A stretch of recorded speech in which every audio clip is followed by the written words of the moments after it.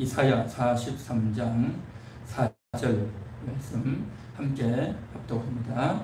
내가 내 눈에 보배롭고 존귀하며 내가 너를 사랑하였은즉 내가 네 대신 사람들을 내어주며 백성들이 내 생명을 대신하리니. 아멘. 이것은 이사야가 이제 이스라엘 백성들, 회복될 이스라엘 백성들을 향한 회복의 메시지, 복음의 메시지에 해당하는 말씀입니다.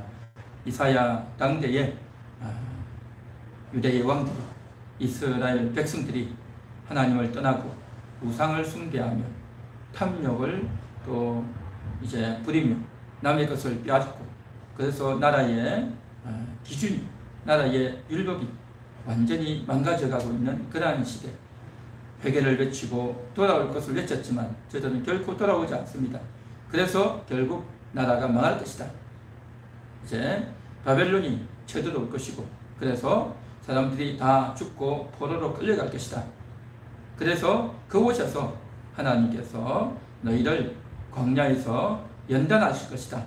그리고 나서 70년 만에 다시 하나님께서 길을 열어주시는데, 그렇게 해서 다시 돌아오게 되면 그 돌아오는 자들, 바로 남아있는 자들, 그들을 향하여 하나님께서 회복을 주시는 그러한 메시지가 이제 43장부터 이어지고 있습니다. 오늘 본문에서는 내가 내 눈에 라고 했는데, 이 내라고 하는 것은 이스라엘 백성들입니다. 돌아오는 자들, 회복되는 자들, 그들은 내 눈에, 내 눈이라고 하는 것은 하나님이 보시기에 하나님의 눈에 이렇게 보인다는 겁니다. 보배롭고 존귀하며 사랑하는 그러한 자로 그렇게 하나님께서 보신다라는 것입니다. 보배로운 자, 존귀한 자, 사랑스러운 자로 하나님께서는 보신다는 겁니다. 그런데 저들이 돌아오기는 하지만 실은 저들은 그곳에서 이방 민족들에게, 바벨론 주민들에게 외면을 당하고 배척을 당하고 무시를 당하고, 또 그곳에서 살아가다 보니 같은 이스라엘 동족들끼리도 서로 시기하고 또 몰라주고 또 상대방의 마음을 괴롭히고 힘들게 하고 억압하고 상처를 주고 하는 그러한 일들이 많이 있었다는 것입니다. 그러다 보니까 이제 자기 자신에 대해서 굉장히 찢겨진 마음으로 인해 가지고 괴로웠죠. 상처가 많고 억울한 것들도 많고 또 말 못할 그러한 고민들이 많았단 말이죠. 그러다 보니까 내 존재가 너무 비참한 존재, 보잘것없는 그러한 존재였다라는 것입니다. 남들은 다 잘 나가는 것 같은데, 그런데 나는 왜 이런가? 라고 자기 자신이 볼 때도 한심하고, 자기 자신이 볼 때도 내 존재라는 것이 이게 뭔가? 라고 그렇게 좌절하고 낭망하는 그러한 마음 가운데 있었다는 거죠. 그리고 누구도 나를 몰라준다, 내 마음을 알아줄 자는 아무도 없다 라고 얘기했단 말이죠. 그러고 있는 이스라엘 백성들을 향해서 내가 볼 때 이스라엘 백성, 너희는 보배로운 자다, 존귀한 자다, 내가 너를 사랑하고 있다 라고 지금 이야기하고 있는 겁니다. 이것이 바로 하나님의 마음입니다. 하나님의 진심입니다. 하나님이 이스라엘 백성들을 보는 평가이다 라는 것입니다. 그래서 이러한 하나님의 말씀을 우리가 기억하고 읽으면서 묵상해야 될 줄 믿습니다.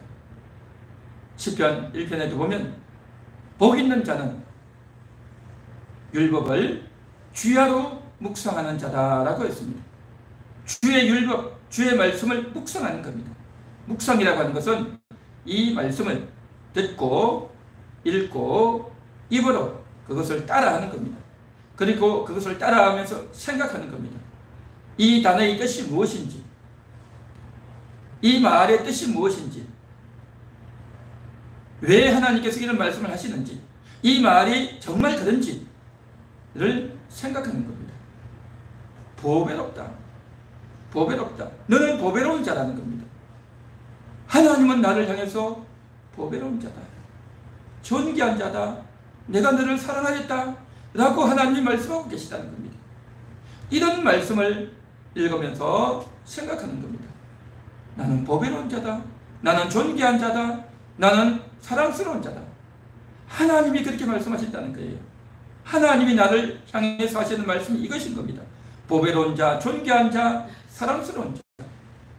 그런데 이 말씀을 읽고 생각하고 묵상하고 또 읽고 생각하고 묵상하는 가운데서 우리 마음 깊숙한 곳에서 바로 반응이 나오는 겁니다. 내 속 깊숙한 곳에 숨겨져 있는, 내 속 깊숙한 곳에 새겨져 있는 그러한 생각은 뭡니까? 보잘것없는 자였어요. 보배가 아니라 형편없는 자고, 흔히 하는 그러한 말로 나 같은 존재는 정말 무능하고 보잘것없는 형편없는 자인데 내가 보배라니, 나 같은 자가 보배라니, 남들도 나를 향해서 무시하고 함부로 대하고, 또 어떤 때는 내가 나를 볼 때도 형편없는 자였는데, 그런데 하나님은 나를 향해서 보배로운 자라고 하네. 하나님은 나를 향해서 보배로운 자라고 하는데 내 속에 있는 내 마음은 보배로운 것이 아니라 너무 더럽고 다 깨어져 형편없는 그런 존재다 말이죠. 또한 하나님은 나를 존귀한 자라고 하는데, 그런데 나는 너무나도 형편없고 실력도 없고 학력도 없고 이루어놓은 것도 없고 돈도 없고 잘 살지도 못하고 형편없는 자다 말이죠. 그런데 하나님은 나를 존귀한 자라고 한단 말이죠. 남들은 나를 외면하고 나를 미워하고 나를 무시하는데, 그런데 하나님은 나를 사랑하고 계시단 말이죠. 이 말씀 앞에 우리는 충격을 받는 겁니다. 정말 그런가? 하나님이 이 말씀을 들을 때 좋기는 한데 그러나 정말 내가 이 말씀이 그런가? 이 말씀이 과연 그런가? 라고 해서 다시 생각하고 다시 묵상하고 깊숙이 기도하고 묵상하고 또 기도하고 묵상하고 이 말씀을 또 생각한단 말이죠. 생각하면 할수록 하나님의 말씀이 옳습니다. 하나님 말씀이 진짜입니다. 하나님 말씀은 틀림없습니다. 하나님 말씀은 확실합니다. 그것을 우리가 인정할 수밖에 없다는 것입니다.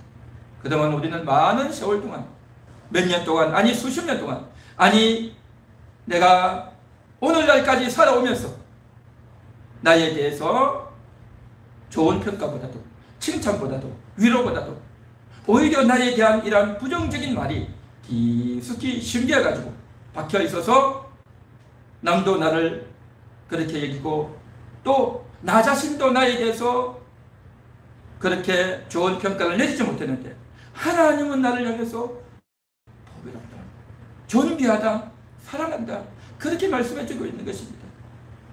사랑하는 성도 여러분, 이 말씀이 진짜인 줄 믿습니다. 이 말씀이 참말인 줄 믿습니다. 이 말씀은 전혀 거짓이 없는 말씀인 줄 믿습니다. 하나님이 하시는 말씀이 우리 인간들이 하는 말보다도 훨씬 더 무게감 있고 훨씬 더 진실하고, 또한 하나님께서 하신 이 말씀은 반드시 이루어지는 그러한 말씀인 줄 믿습니다. 나에 대해서 우리는 너무나도 좋지 못한 인식과 평가를 하고 살았던 것입니다. 오늘 이 시간 주님의 이 말씀을 들으면서, 이 말씀을 묵상하면서, 이 말씀을 가지고 기도하면서, 이 말씀을 외워서 반복해서 기도하면서, 그렇습니다. 하나님, 나는 보배로운 자입니다. 나는 존귀한 자입니다. 나는 하나님이 사랑하시는 자입니다. 라고 우리가 인정하고 믿으며 선포하며 기도할 수 있기를 바랍니다. 할렐루야. 우리의 잘못되어졌던 마음, 그동안 무너졌던 마음, 그동안 찢겨져 있고 상처나 있던 이 마음들이 다시금 회복될 수 있기를 바랍니다. 우리는 상대방이 어려울 때, 고통할 때, 상처난 마음들, 또 정말 속상한 마음들, 억울한 마음들, 낙심한 마음들을 볼 때 어느 정도 찾아가서 위로도 해주고 같이 아파해주고 같이 슬퍼해주고 같이 또 소통해주고 그렇게 하죠. 참 어려운 사람을 찾아가서 말 걸기가 절대 쉽지 않습니다. 얼마나 힘들겠습니까? 고통스러워하는 사람도 힘들고 옆에서 위로해 주려고 하는 사람도 쉽지 않습니다. 그래서 어느 정도 이야기도 해주고 위로도 해주지만, 그러나 그런다고 해서 그것이 진정한 회복이 되는 것은 아닙니다. 조금 알아주는, 조금 인정해주는, 얼마나 아팠느냐, 얼마나 힘드느냐, 그 정도밖에 안 되죠.